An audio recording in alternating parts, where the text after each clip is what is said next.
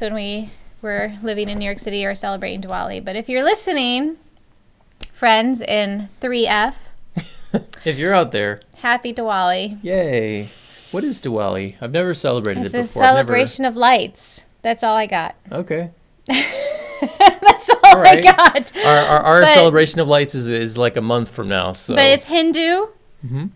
And a lot of people in India are celebrating it right now because a lot of people in India are Hindu. Right.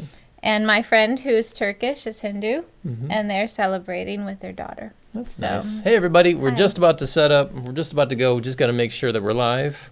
I'm totally raw today. I didn't even put on lipstick or earrings. Wow, I mean, do you ever? Sometimes. I try to make myself less zombified.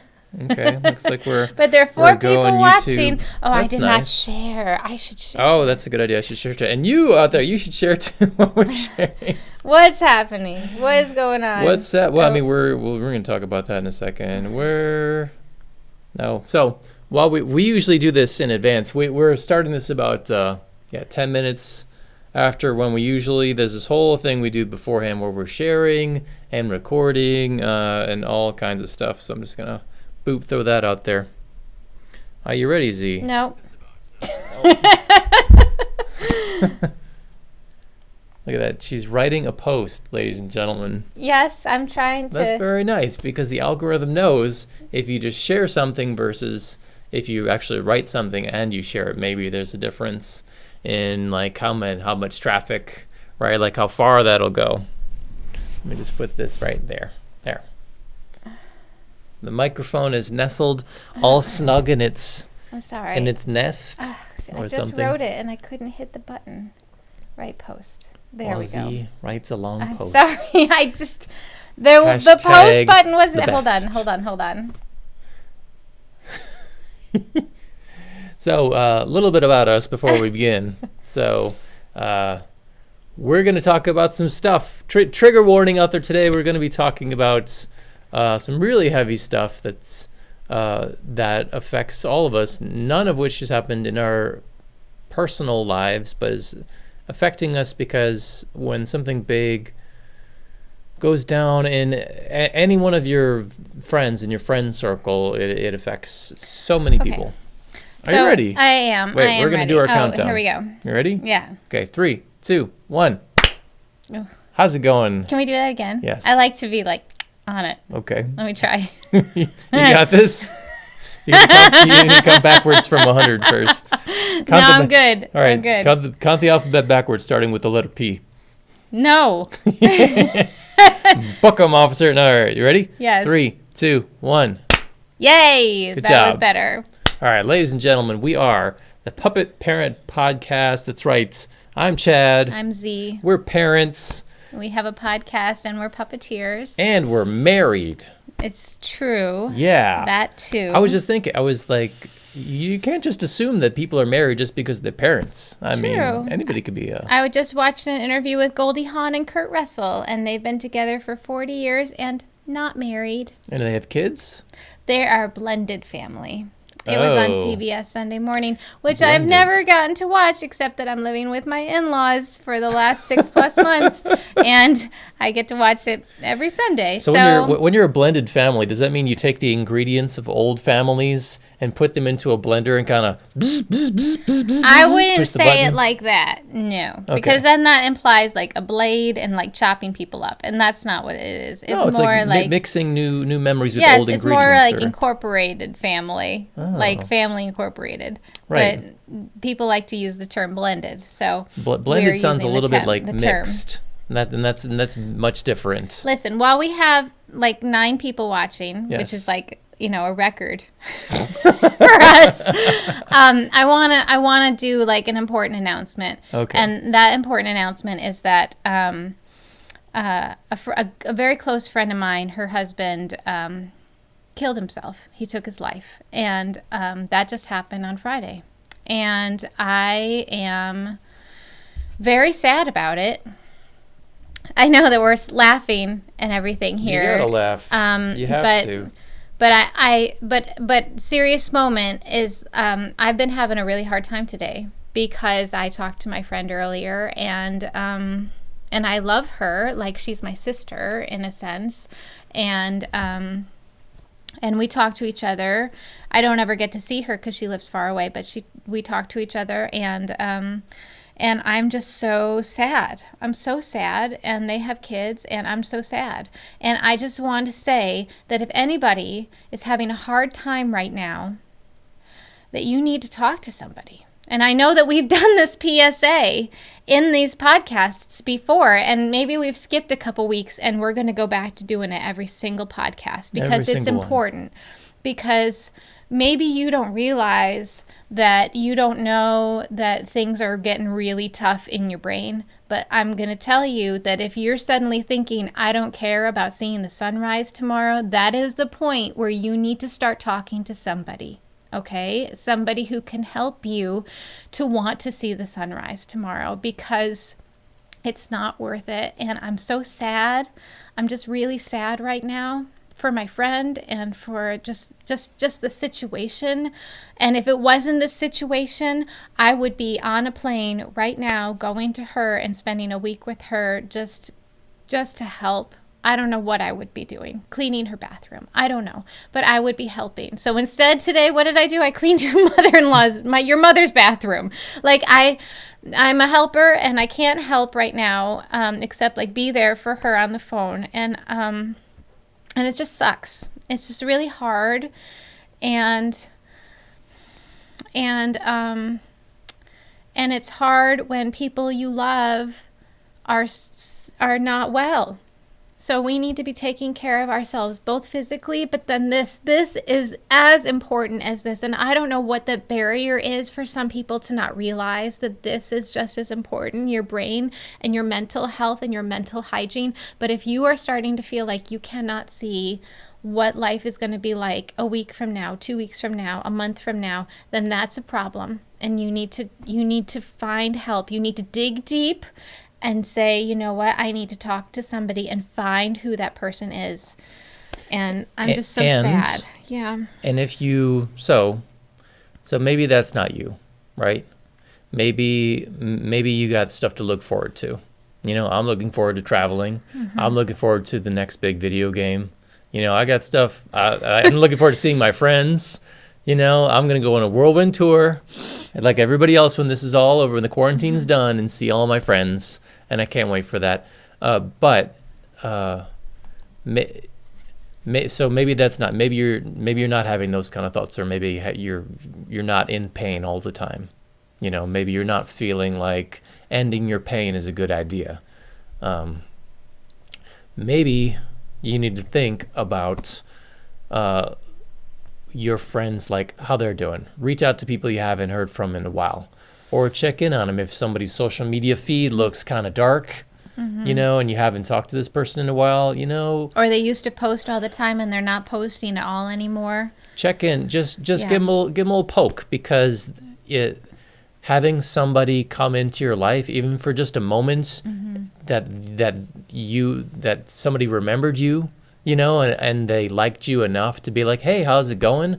That means so much, especially when things are really, really hard. Yeah. So that's something we can do, is check in on each other. And I want to thank my friend Sion for checking in on me today, because I posted something vague about this on social media saying like, hey, you know, if you're having a really hard time, just call me, you know, literally just call me. And so she checked in, you know, even though like I will never be that person, because I had somebody kill themselves, my best friend in high school. And I know that his death affected so many hundreds of people in an absurdly negative way. And that he was suffering. He was suffering, and suicide is a disease. And, you know, like I can only feel pity for people that choose that or think that that's a good idea in the moment, right? Because we can get through it. You can get through it. You know, like even though like you're having a really hard time. So reach out to people. You know, it doesn't have to be a mental health national holiday or whatever. Just reach out to people and see how they're doing. Yeah. You know? Yeah. Yeah. You know, the first time I was affected by suicide was my 8th grade English teacher. committed suicide while I had her as my English teacher. Mm-hmm. That was, I mean, I was affected by it in my family. My great uncle committed suicide as well, but I wasn't close to him. He lived in Florida, and it was like vague, you know, like my parents were kind of like, he's not around anymore. Mm-hmm. And so, it didn't really hit me. When it really hit me was when Mrs. Schumann, my 8th grade English teacher, who I loved very deeply, she saw something in me. She had kind of promised that I was going to get cast in a really important role in the next musical. She knew that theater was a path that could help me in a very intense way. And then I don't know what was going on in her life that made her so sad, but then she wasn't around anymore, and it was so disturbing. And I don't think I've ever really gotten over that, in a sense, because it was, you know, like everyone has that teacher that's like, they saw me, they believed in me. And you know what, for me, like, to be honest, the very first teacher that I really, really, really felt that way about was my 6th grade teacher, who's still alive, Mrs. Hendrickson, and she lives in Michigan now. And she was the very first teacher. But then you do have other people along the way who then lift you up.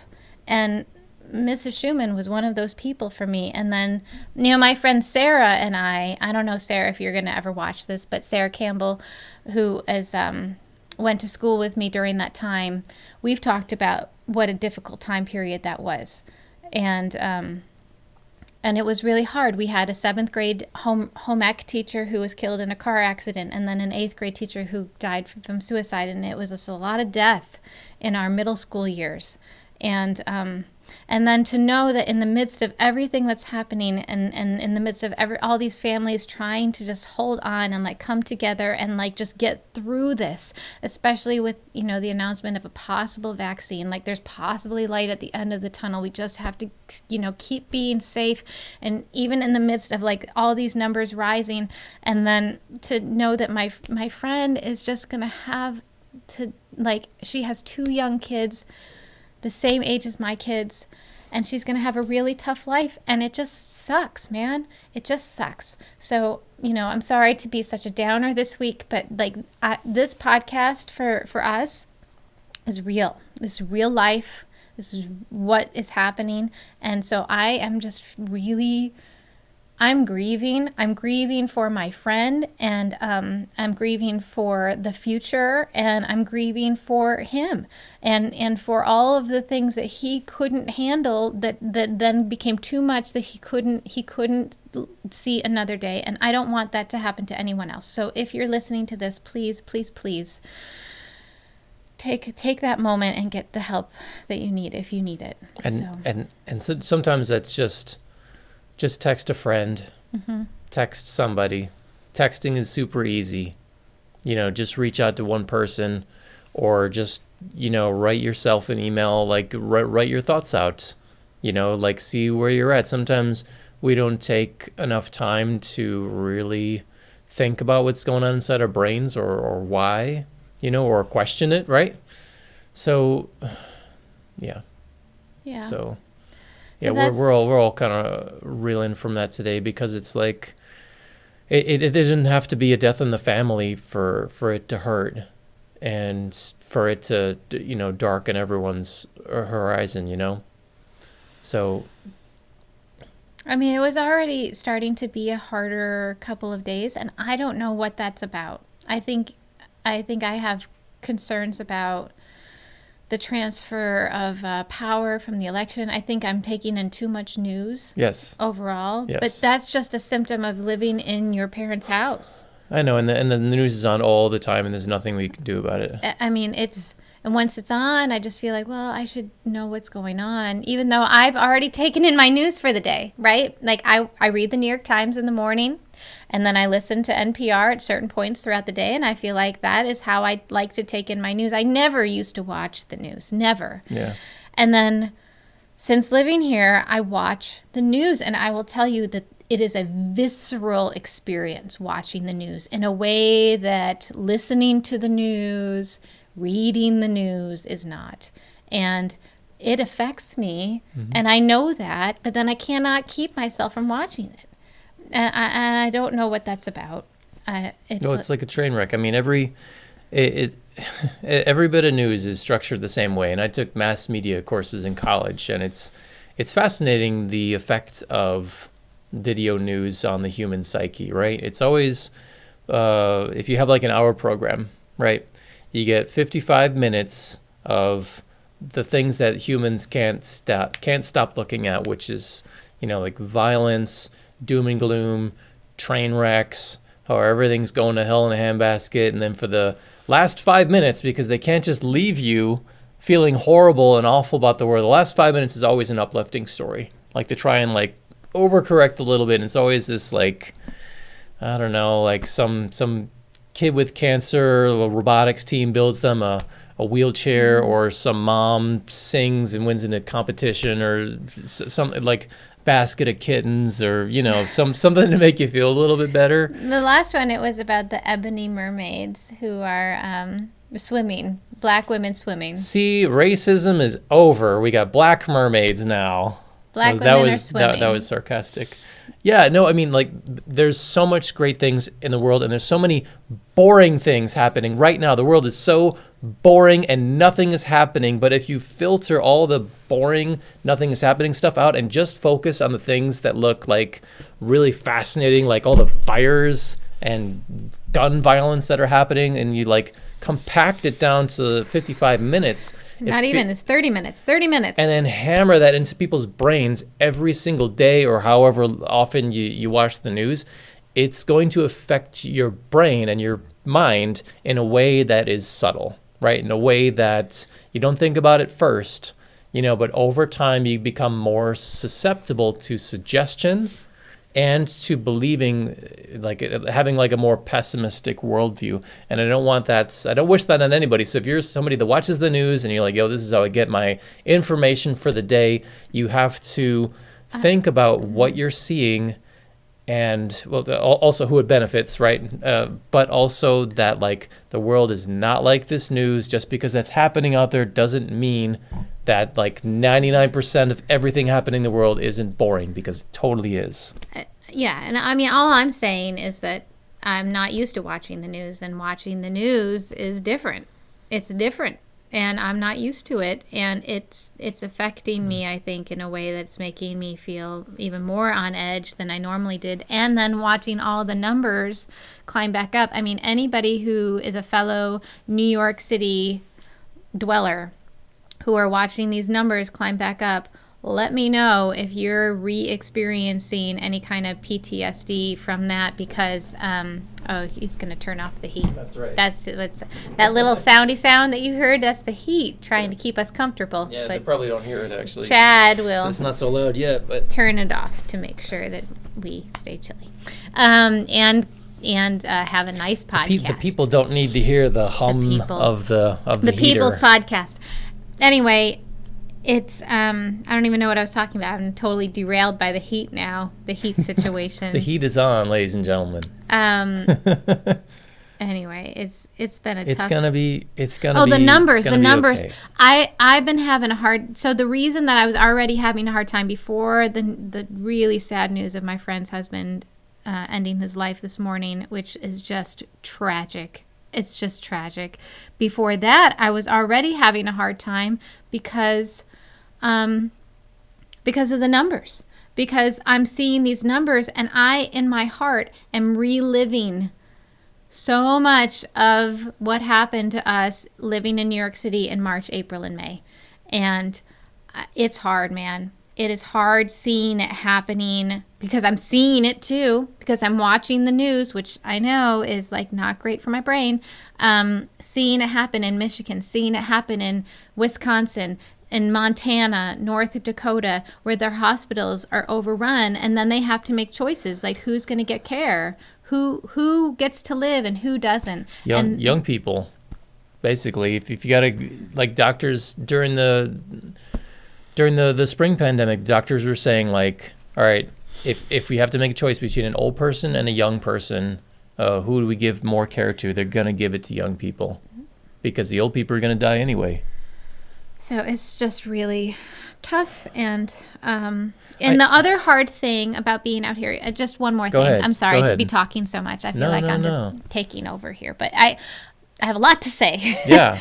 The other hard thing about being out here that I've realized since, June, July, August, September, October, November, so a little over 6 months that we've been here, 6.5 months. No. Did I just count wrong? June, July, August, September, October, November. No, I guess That's so. 6. Well, So this is the 6th month. When we get to December, it'll be 6. okay.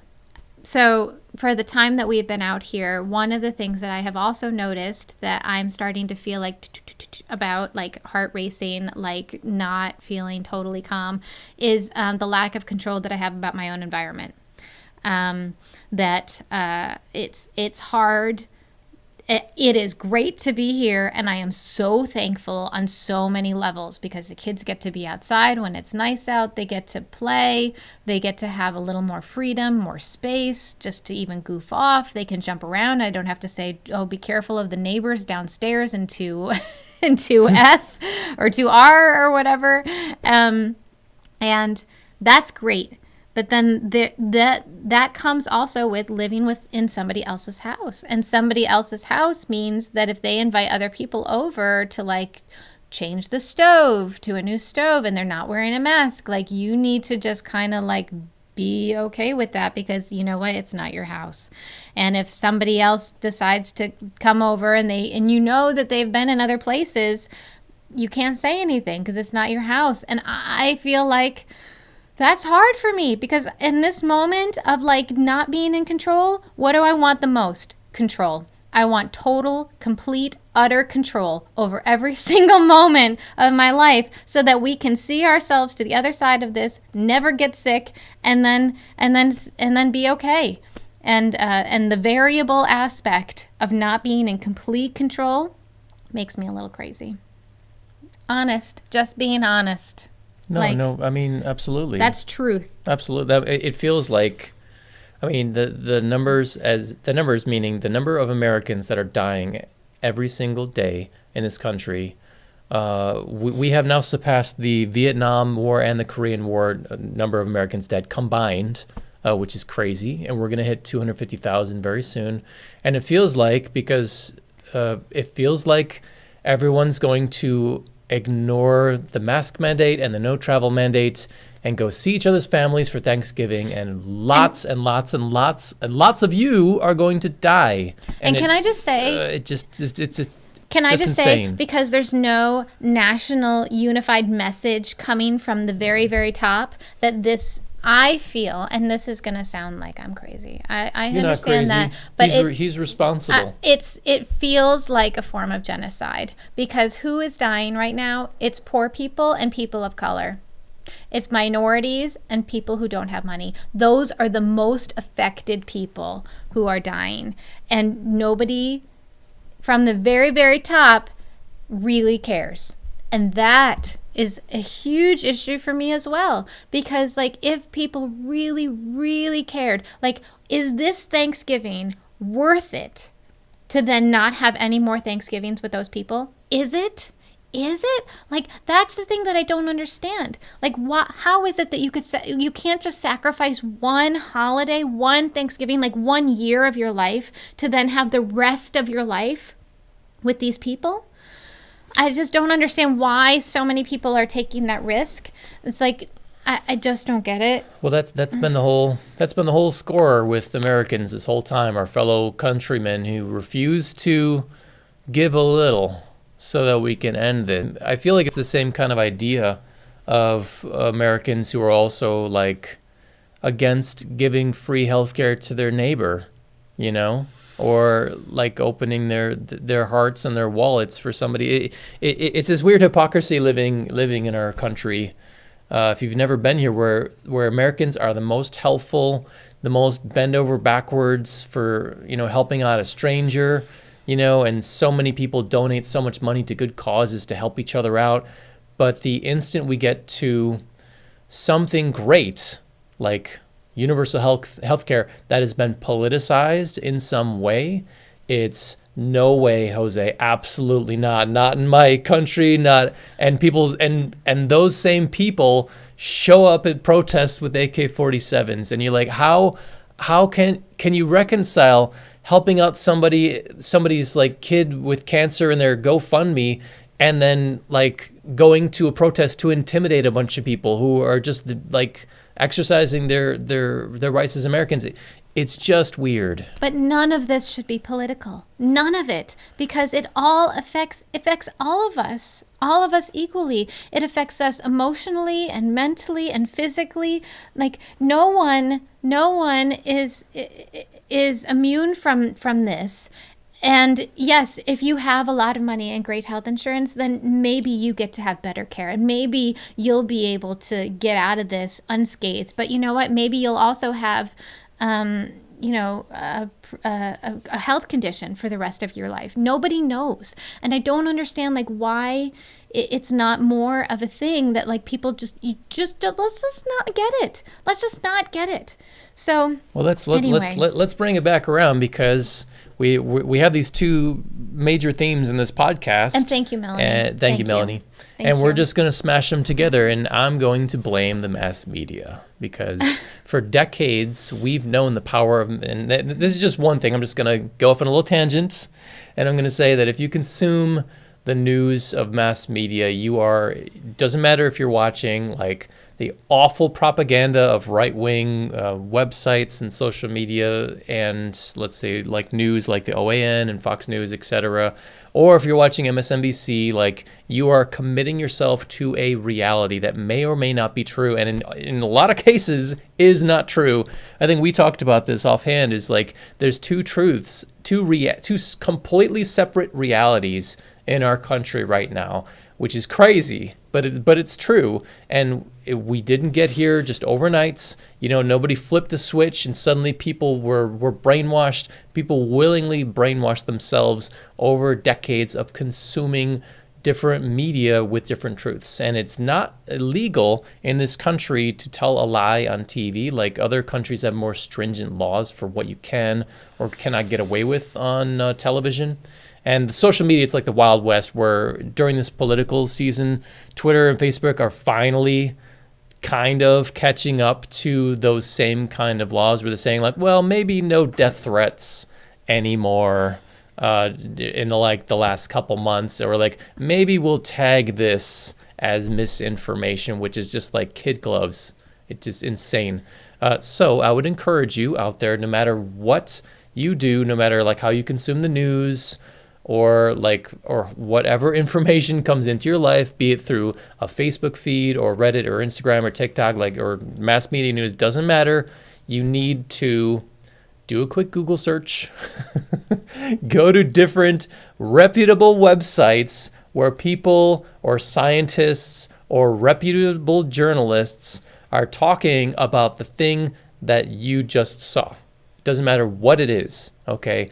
You got to do your own homework in this information age, and it's really, really easy and quick to do.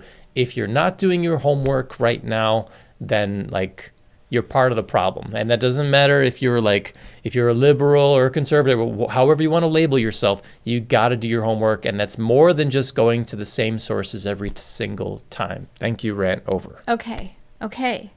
Can I also talk about a funny thing? Yes, please. Well, it's not really funny, but it's not funny, haha, but strange. So I'm an artist, and one of the things about being an artist too is that I am supposed to be self-promoting some things that have been happening for me. And guys, the last thing that I really feel like doing is self-promoting and being like, hey, check out how cool I am. That is the last thing that I want to be doing, but I know it's important. I have this thing called Monica's Mixing Bowl that I'm supposed to be talking about. Oh yeah, Monica's Mixing Bowl. Let's shove all that negative nonsense to the side for a second. How trite does that feel right now to be like, hey, I did this pilot 5 years ago while I was pregnant with my second son, and could you watch it and like it? I know I'm supposed to be sharing that, and Stacy, I'm so sorry. I know I'm supposed to be sharing it, but I cannot find it in myself to be like into it. The same with the Sesame Street stuff. Like, I know I should be like telling people every Tuesday and Thursday, like, hey, there's a new episode out. Have you checked out the Audible thing? But I just cannot find it in myself to be like that person. It was hard for me to even share about the puppet that I built that you shared about, but because you shared it, it was easier for me to share it. So I don't know. See, you need a mod, Z. A mod? You need a mod. What does that mean? Like a moderator for myself? Yes. Like somebody who will moderate me? No, like all the streamers out there, once you make it big, or at least make it somewhere, one of your super fans or somebody that you know that's also a streamer will mod for you. And that's like, they will cheerlead and they will like kick the haters out of your chat stream, and they will do it all. Okay. And you give them your undying affection, I think, is usually what they give the simps. Wow. Or a little bit of money, or somebody, Something. or maybe you can acknowledge I'm your secretary and I'm here for you. And you just need to tell me that it's a little hard, and I will, I will put those posts out there. All right. Well, maybe. Plus, I know a social media person. If you need a social media person, I know a great one. I don't know. Who just started for Unima, who I'm sure is looking for more work because we didn't have a lot of money to give them. So. Well, can I tell you something else that happened? So our kids finally got Pokemon Go on their iPads. It was a big deal today. Like this is a process. I looked at so maybe 2 weeks ago, I had a deep conversation with my 7-year-old son. His name is Leaf. He's awesome. And it was like deep thoughts with Leaf. And he was telling me all sorts of things, like things that he's scared of, things that he's excited about. I was like, keep going, because he never tells me this stuff. It was very exciting as a parent. I don't know, fellow parents, if you're listening, like whenever your kid starts to tell you things that they've never told you, you're like, go on. So he told me and started crying about how he doesn't have Pokemon Go on his phone, that he doesn't have a phone, that he feels like he just cannot participate. And I was like, oh my God, you want to play Pokemon Go? I can make this happen for you.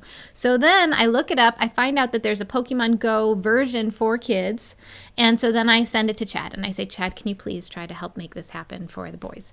Well, it becomes this whole big to-do. Like, we accidentally put in something wrong, so then we had to contact customer support, figure it out. It took a couple weeks, but finally today was the day that all signs pointed to yes, and we got to hit the yes button for getting an account for both boys. They were so excited. And so then Leaf wanted to be my friend in Pokemon, because you can do that. You share friend codes. And my Pokemon name is Little Miss Gamer. And he has said a few times now, Mama, that's a really cute name.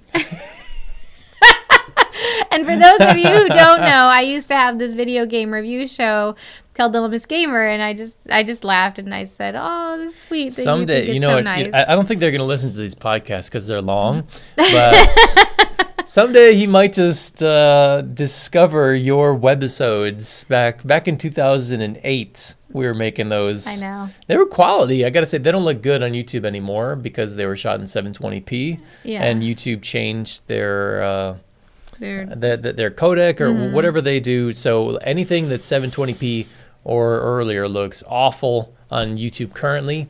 But I think they were pretty good. Like, we those, did do a good job. I'm I'm a specific fan of the high fidelity episode parody and the Zuma gamer addicted. What was it, like Girl Interrupted? So it was like That's Gamer right. Interrupted. That's right. But references no one will ever get anymore. anyway, they were fun to make. But I thought it was sweet that he thought that my name was so cute. He killed me a couple of times. Well, now that they're finally playing though. I mean, they were playing on them like all day. It was like the floodgates open because for years we've been playing these Pokemon Go, probably for 4 years actually. Yeah. And it's a great way to kill time on the subway because in Astoria we have an above ground subway, right, which is awesome for cell signal. You can actually like read and some people call people, boo those people. But you can also like play apps that require, like a lot of gaming apps require you to have a wireless connection. So in the New York City subway system, unless they're gonna change that soon, which would be nice, as soon as you go underground, you lose your cell signal. Whatever you were playing, you can't play anymore. But Pokemon Go, you can play above air, above ground. So we've been playing it off and on for years and years, and I never let them take my phone. I'm not one of those parents. I'm always holding onto the phone and letting them kind of like play it next to me, right? And we take turns. It's a great way to do that. And today, because it's the first time they've ever had their own accounts in anything, with their own little nicknames, and now they're playing all by themselves on their own devices. It's like the floodgates opened, and they've just been doing that all day. All day. They ran out of Pokeballs. What is the Electabuzz? It's an Electabuzz Community Day. Community Day, that's what it's called. Yes, Community Day, Electabuzz Community Day. And so they might get shiny Electabuzzes if you're into Pokemon. It's like 30 Electabuzzes pop up around you at all times. So they're very excited about all that. And now I'm thinking in my head, like, are we going to take them out in the car and do like shared hotspot Wi-Fi's once a week in order for them to stock up on Pokeballs? I guess. That is a way. To be able to play throughout the week. Well, you know what? Well, so our oldest one ran out of Pokeballs fast. Actually, they both ran out, so they can't catch any more new Pokemon. So he's turned to just battling with whatever Pokemon he got today. So he's just been battling random people. You can't communicate with those people, so it's great for it's a good kids app. Yes. Yeah. Because you can have your own account, and you can be free and independent because nobody could actually talk to you, which is great. And that's why I feel like a lot of people rag on Nintendo for having friend codes in 2020 and making it really hard for people to connect. But really, it's because their main target audience is families. It's good for families. Yeah. Like it's a sigh of relief for us because then we don't have to be so concerned. And then when eventually years down the line when they are playing other games, like there will not be headphones on. Like I want to be able to hear the conversations that are happening. I don't know. I just feel like no, I'm like at least when they're 12, 13, 14. Like I feel well. Anyway, that's parenting stuff that we need to talk about. Yeah, we'll talk about that later. Like having like an online friend or something like that, or having people like talk to you. We have a supreme advantage. Do you know what that is? We grew up with some of the internet? No, and that our children are boys. Oh. We don't have to worry about half of anything that other parents have to worry about because ours are boys.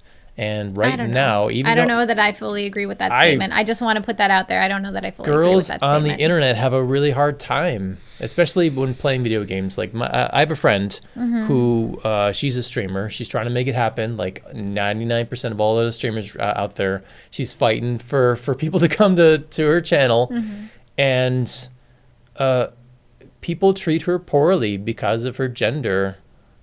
Constantly, enough that it's like death by 1,000 cuts. And it's like, why can't people just treat women like everybody else, like in some people's minds the default gender of boys? Why do they have to constantly rip on or pay attention to or treat women differently online? It's this thing, and it hasn't changed much, even though we're living in like a different time. So when our boys get to be like 11, 12 and want to play on the internet, the first thing that it doesn't come into mind for me is that somebody's going to talk to them inappropriately. But they need to be appropriate too. Yes. So, I mean, I want to be able to monitor that kind of conversation. And living in a very small space like we do in our 2-bedroom apartment, that lends itself to being able to, like, I mean, I kind of miss working on stuff and having them like come out of bed and like check in on me and like what I'm doing. I miss that a little bit. Yeah. Like there's aspects about I guess you could call it tiny house living of our small apartment. Come look closer. I look like a giant man. I want to be able to rock back a little. Okay. But there's things about our small little apartment that I miss. I'm looking forward to going back to New York City when it's safe for us to do so, and the things that kind of smaller space allows for. And I don't know, I know that some people will we've had numerous people say to us, I don't know how you can possibly live in such a small space. And to me, it just is normal. It just feels nice. I mean, it's nice to be out here too. This is our normal right now, but our real normal is being together, Like in a tightly packed space. Yeah. Like we're in the space And then we station. leave that space and go places that are bigger, and enjoy Yeah. that big space. And then we come back to our little space. And I like that little space because, you can carve out your own tiny hideout within it. But you're always kind of like in tune with how everybody else is doing, what they're feeling, what they're watching. And I like that. So, I don't know. Yeah. You can't shut people out. School stuff is going good. We just completed our first week of paying our older son to do his homework, to do his schoolwork. How'd that go? Good. I owe him money, but I don't have change. I knew this was going to happen, and I didn't bring it together to get it together to be able to make change for him. So, because my ATM is not here, I need to go to an ATM and then make change. He might have change though. He might have change. So he probably does have change. Yeah, he could so change I could your give 20. him a 20 and then he could give me money back. Yeah. But I need to start the parent bank. And I just want to say that never in my life did I ever think that I was going to be the parent who paid their kid to do their schoolwork. However, you have to understand, parents out there who are starting to feel a little judgy inside. I was one of you. I would have judged me. I would have. True story. But here's the deal. We have a kid who has been motivated by money his entire life. And I do not know what that's about because money is not important to me like it is to him. Well, it's about control. It's about every time that we went to the supermarket, we talked about it. Mm-hmm. Or it was like, hey, can I get this or can I get that? Well, let's talk about how much it costs. And talking about money is okay, and mm-hmm. it ties into math and saving up for things. I think every parent gets to this point where you talk about all right, are we going to do an allowance, or are we going to pay them for little jobs? Well, here's the deal is that he told me about these 3 different things that cost a lot of money. I mean, it's like $60 for each of these different cool Lego sets or cool video game, brand new pre-order video game things mm-hmm. that he wants. And it added up to about $160, those 3 different items. And then I looked at well, how is he earning money? Well, he's not. He doesn't have a way to earn money right now except for odd jobs occasionally, but nothing's guaranteed. Okay, so he needs something guaranteed. And then I thought about a chore chart, and then I looked at the grandparents' house, where we're living, my in-laws, your parents. Mm-hmm. And I thought, I don't think that I can make a consistent chore chart being out here because I want to be able to have a chore and have ways that you do the chore. And even if he messes up, I want to be able to be cool with it. But I can't be cool with it if it's not my house and not my stuff, So I actually couldn't in good conscience put together a chore chart that I felt was adequate for a 7-year-old, almost 8-year-old. So then I thought, well, you know what? I go to work every day and my work every day pays me. And I do stuff that maybe I'm not super excited about sometimes. I mean, I love my job. Don't get me wrong. Hi, Cheryl, my boss. But I, some parts of the job are more exciting than the other parts. Let's just be real. Some parts of the schoolwork are easier or more fun than other parts. And so then I thought, you know what? If I pay him 50 cents to do the schoolwork, the streaming schoolwork, that he needs to do for his school, and then 50 cents to do the extra work that grandma does every day. And then I'll give him opportunities to earn extra credit each day, 4 different opportunities. So he could earn up to $2 a day. So at the end of the week, he could earn up to $10 at the end of the week, which I realize sounds like a lot of money, but he has to put in the work. If he puts in the work, then he can get that money. And then because then $10 a week, it's still a lot of money. He'd have to save up 16 weeks and do all of that work for 16 weeks total to get $160, right? Did I just multiply that correctly? Sorry, I was thinking about something else. I think so. Anyways, I think I did that math correctly in my head. That's a lot. It's a long time. 16 weeks, that's 4 months. of And by that time, he will have forgotten what he wanted to get in the first place, which possibly, or moved on. typically happens with kids, But adding to that, also, he saved up for this fishing rod that he'd been talking about for a long time, and then he finally got it after saving up, like, a bunch of money. And we brought it out, and we looked at all the things, and we put it back into its case, and now it's collecting dust on the shelf. We haven't used it at all. He hasn't talked about it. It was more about, like, that he wanted it. Yeah. So it's more about, like, I think it's more about, like, the spending money, spending capital, and, like, getting something that you want, like having control over things that are in your life. He's happier, though. Yeah. He's overall happier, and that's great. And he's doing extra work, which is great. Because the thing that I want him to get in the habit of is just doing the work. Like, that is the habit building that we're trying to. Our younger son, who's 5, he doesn't have that same kind of issue. Like, he'll just do the work. He likes doing the work, actually. He's always like school. Yeah, he's just happy. Yeah. He's just happy to be there, happy to do it. Look, I colored it all in. It's beautiful. I'm so happy. I'm done. Yay. And then our older one is like, can you please just do it? So if this is instilling, like, a habit forming, I'll pay you. Fine. I'll pay you. So that's where we're at with it. We've just finished 1 week, and he earned $8.50. Okay. And that's pretty good. So he didn't max out. There's definitely a couple days, especially like later towards the week, started to fall off the wagon. We'll see if he's that motivated to continue, because typically it's been like he'll do like a month or two with like a chore chart.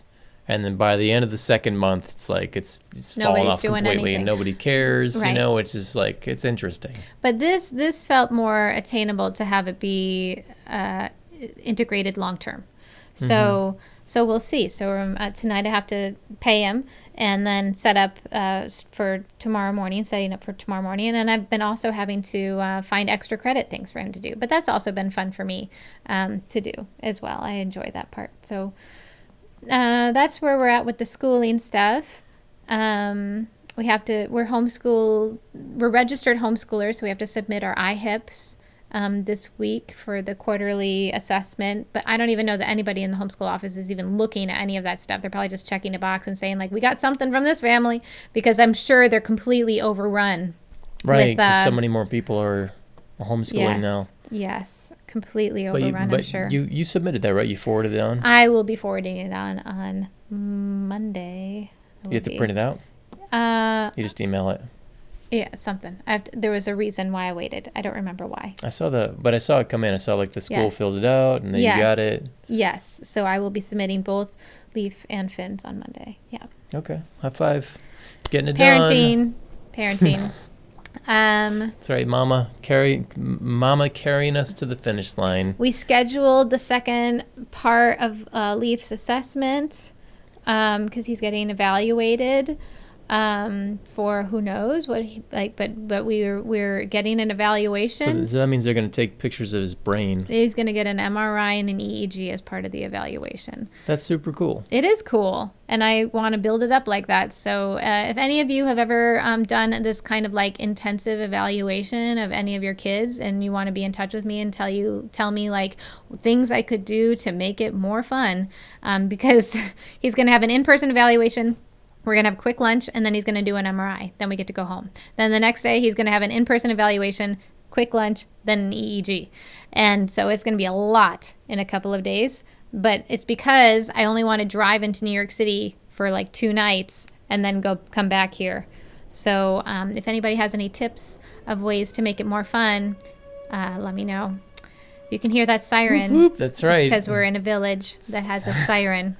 The podcast for the police. Volunteer fire department. You've hit 50 minutes. Yeah. It's a Bills game today. It's Sunday. We're in That's Western right. New York. Go Bills. Bills are actually doing pretty well this season. So we'll see. The Bills quarterback has been doing so well that he has his own cereal. Mm-hmm. He does now? Oh, What is it called? Allen O's? No, it's called like Josh's Jacks or something like that. It's weirdly spelled like JAQs or something. I was like, I don't get that reference, but no, he's got his own cereal. I mean, not since Flutie Flakes has a Bills. I think a Bills quarterback had their own serial wins because the Bills are, 7-2? They're doing well. They're doing well, but don't jinx it. Don't jinx it. But watch the game tonight if you are into that kind of thing. I think it actually starts in a couple minutes. So It's so weird. I'm completely against American football.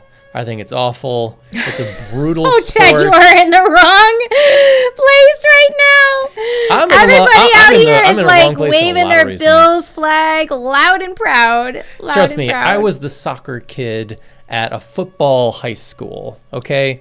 We didn't get cheerleaders or new uniforms or budgets or hundreds of people to come out to watch our games. Nobody came out to watch our games. Even when in JV, even when we destroyed everybody, like we never lost a single game, and it's like it didn't happen. It's like the tree falling in the forest because nobody heard about it. Honey. Only the parents knew that we did really well. But anyway, that's a whole different ballpark. No, American football, it's like you look at the players that played 20 years ago, right? And they're all messed up.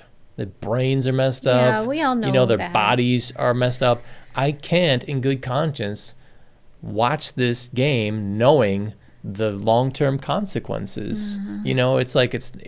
It's like we all laugh and say like, "Come on, guys," when soccer players kind of like, hit each other the wrong way and fall over. My brain, ow, ow, ow. Like all those, Oscar-winning actors in soccer that we all kind of joke about. But like the opposite is true in football, where these guys are getting concussions and real injuries and then pretending like they're fine because you want to stay on the field for as long as possible, right?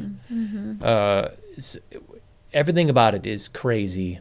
And so if you're a big American football fan out there, I can't be there, even though my family and everyone in the small time, it seems, are like going to, we talked about it like church. I did. Right? I was the one who said it was it's like religious church. Fervor over here, and in a lot of different communities. The Bills are a religion out here, and if they get to the playoffs, that's a religious holiday. Mm-hmm. If they go to the Super Bowl, like you light a candle. And there's a lot of praying. There is. There's so much praying. It's intertwined. Like religion is intertwined with sports. That's like in any country really, but like here it's like. You got in Western New York, right? We're part of the Rust Belt. That means that for a long time, the industries that propped up these big communities died and crashed and burned. And what do we have left? Sports. Football. What do we never do? Win. Hockey. We never win. Poor Western New York. We never had, outside of sports that nobody cares about. Well, hockey's done quite well, right? Yeah, but they never won. Oh. The Sabres got close a couple times. But they never won. Just like the Bills, they got close a bunch of times in the 90s, and we were there for a lot of those games, except for the Super Bowl games, right? But they never won. Well, hopefully this is our year. It would be a great year to have it be this is our year. So yeah, but it's tainted. It's kind of tainted at the same time. But like though I'll take it. Even though people are going to say, it would be nice to have a nice thing. Whoever wins this year, no matter what sports, people are going to say, yo, it's the coronavirus. Yeah, the best players got knocked out by the virus, so it's not fair. Who cares? How special would it be to be in Western New York when the Bills won? Like, that would be so special. It would. It would. I would eat my weight in chicken wing dip. I'm just saying. I would. It would be nice to see our local sports team finally win. It would. I'll say that. I'm making pizza. But because I'm 40 years old, that means that I can remember like around 35 crushing defeats of the Buffalo Bills. Sometimes, usually, like the last 20 years, they don't make the playoffs, or if they do, they lose immediately. So my expectations are low, like everyone around here too. If you're a diehard Bills fan, expectations are very low. I'm excited. But we're optimistic. I'm excited. Right? Especially because they beat the Patriots. The Bills beat the Patriots. I know. It was a big deal. The winningest team in football. Of ever winning. The Yankees of football were defeated by our scrappy Western New York underdogs, and you can't take that away from us.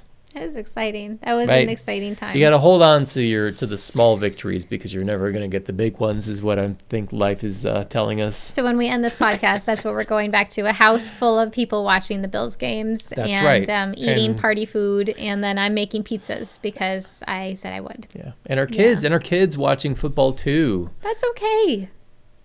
It's okay. And this is parenting. This is the parenting aspect. I have to say things though every time.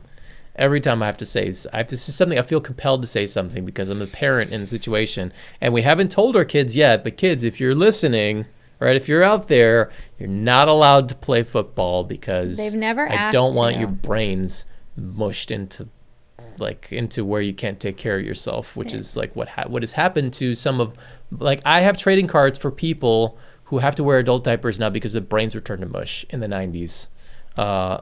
And for what? Like people who can't pay their bills, who can't pay their electricity bills, and they had to have like GoFundMe's and other like crowdsourcing ways to like give them money because they used to be football players. But the same could be said about wrestling. So so many different things, right? But at least wrestling is dangerous, but at the same time, it's like that's all just about fame. It's about storytelling. There's so many great things about it. Before we go, Yes. we need to say our weekly thank you to Springville Center for the Arts for being our residency space. I think they're going to distance themselves from us after we diss football. I did not diss football. I'm just saying I enjoy watching football, and I think it's fun to watch. I'm not playing it myself, but you know what? My dear friend Sarah, who I referenced earlier, she played on the Women's National Football League for a time, and I'm so proud of her for having followed her dream. She's loved football her whole life, and she got to actually play football professionally, and I'm so proud of her.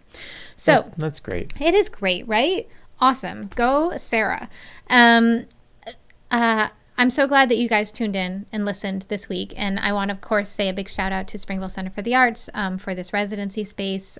They are part of the main reason that we're able to broadcast our shows, broadcast to you, not have children running in saying like, hey, can you please wipe my butt? Like, or did you make my chicken fingers yet? So big thank you to them and to Love Inc., the landlords who live upstairs and who have been so gracious to us this entire time and who are helping people all throughout the area with lots of different things. That's right. So if you're out there, if you're local, if you know somebody in Western New York who's having trouble with paying bills or getting food on the table, reach out. There's plenty of great religious organizations that will help you in your local food banks, etc. But Love Inc. is kind of like a catch-all. Whatever you need help with, we're here for you. And it's like this combination of all of these local religious organizations into one positive place. Yeah. So I don't know their website, but if you just Google Love Inc. in Springville, that's them. And the ladies upstairs are so nice. So nice. So nice. And a big shout out to just the Springville community for being so kind and welcoming to us, even if some of us don't love football. It's been really nice to be here and to be out here. And of course, shout out to Chad's parents for letting us continue to stay in their home. And we're trying to be good guests. It's give and take. Yeah. Well, I cleaned the bathrooms today, so that helps. Mm-hmm. All right. Well, thanks so much for listening, guys. Once you. again, we are the Puppet Parent Podcast. Check us out on, yes? And if you are feeling sad and you need help, please make sure that you reach out and get the help you need because, your mental hygiene is just as important as your physical well-being. And we love you. We love you. And we want to make sure you're okay. Yeah. And if you're feeling angry, if you're really angry, really angry all the time, it's time to talk to somebody about that. Yeah. Okay, because it's the same thing. If you feel like only sad people commit suicide, you're dead wrong. Okay, it's really upset people too. Yeah. So talk to somebody, text a friend. That is the least thing that you can do for yourself. So do it. And if you're out there and if that's not you at all, reach out to somebody that you haven't heard from in a while because even if they're not having a hard time, it'll just make their day. Yeah, make a connection. All right. We love you, and we'll see you next Sunday. We're the Puppet Parent Podcast. Signing off. Bye. And there's Albie. Hey. Hey, Albie. All right, we love you.